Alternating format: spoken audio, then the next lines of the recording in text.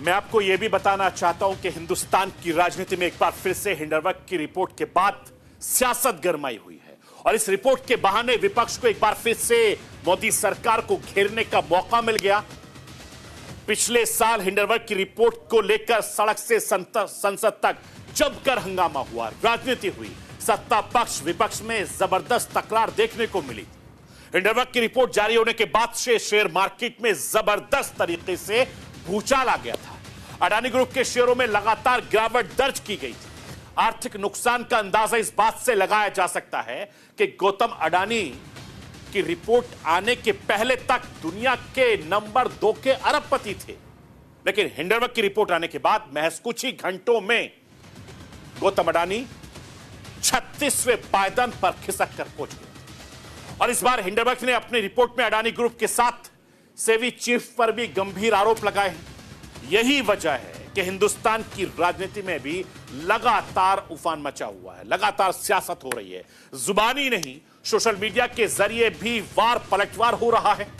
हिंडलबर्ग की रिपोर्ट के बाद जिस तरीके से राजनीतिक बयानबाजी का दौर चल रहा है, उससे साफ है कि सियासी पारा अभी और चढ़ने वाला है। ऐसे में जानना बेहद जरूरी है कि आखिर हिंडलबर्ग है क्या, ये किस तरीके से काम करती है और इसका असर इतना क्यों होता है, ये राष्ट्रीय आवाज के जरिए आपको बताना चाहता हूं।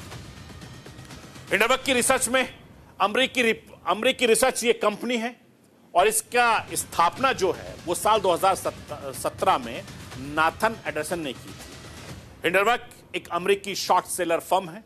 शॉर्ट सेलिंग के जरिए ये अरबों रुपए की कमाई करती है।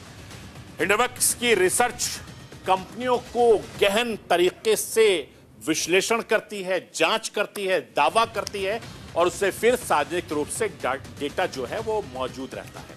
Financial report, legal documents, interview और दूसरे सोर्सेस का भी ये कंपनी, ये फर्म इस्तेमाल करती है। इसका मकसद धोखाधड़ी करने वाले कंपनियों की खोज करना है। जो गलत कंपनी काम करती हैं उसको ये सार्वजनिक तौर पर पूरी दुनिया के सामने रखती है। इस कंपनी का हेडक्वार्टर अमेरिका के न्यूयॉर्क में है। हिंडलबर्ग नाम 6 मई 1937 को न्यू जर्सी के मैनचेस्टर टाउनशिप में हुआ था। हिंडलबर्ग एरिया शिप का एक्सीडेंट के नाम पर रखा गया था। हिंडलबर्ग का हादसे को आधार बनाकर शेयर बाजार और निवेशक में गड़बड़ी की जांच के लिए नाथन एंडरसन ने यह कंपनी बनाई थी और नाम दिया था हिंडलबर्ग, जो दावा करती है कि हिंडलबर्ग हादसे की तर्ज पर शेयर मार्केट में हो रहे गोलमाल और गड़बड़ियों पर निगरानी रखती है, उनकी पोल खोलती है और उस पोल को, उस गड़बड़ियों को पूरी दुनिया के सामने लाने का इसका मकसद है। हालांकि कई कंपनी के एजेंडे पर सवाल भी उठ चुके हैं। मैं आपको यह बताना चाहता हूं कि जिस तरीके से यह दूसरी रिपोर्ट आई है उसके बाद से हिंदुस्तान की सियासत में एक बार भूचाल आ गया है और आने वाले वक्त में इस पर सियासत बहुत ज्यादा तेज होती